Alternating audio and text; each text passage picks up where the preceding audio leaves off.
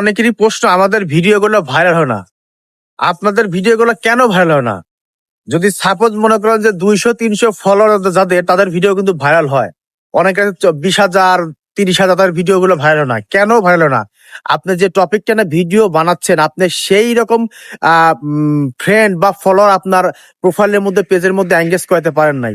আপনার ভিডিও তখনই ভাইরাল হবে যদি সাপোজ মনে করেন আপনার 500 ফলোয়ার থাকে, সেখানে যদি মনে করেন যে 100 জন মানুষ আপনার ভিডিওটা সম্পূর্ণ ফিল দেখে সেখানে সুন্দর করে গঠনমূলক কমেন্টস করে, তাহলে আপনার ভিডিও ভাইরাল হবে। তাহলে সেই কমেন্টস যদি আপনার ফলোয়ার যদি 500 থেকে 100 জন দেখে, তখন ফেসবুকের অ্যালগরিদম ইন্টারেস্ট হয় না, এই ভিডিওটা দেখতেছে, এই ভিডিওটা মনে হয় কি যেন আছে বা কি ভালো একটা দিক আছে, সেই ভিডিওটা নন ফলোয়ার কাছে ফেসবুক আবার আপনার সাজেস্ট করে।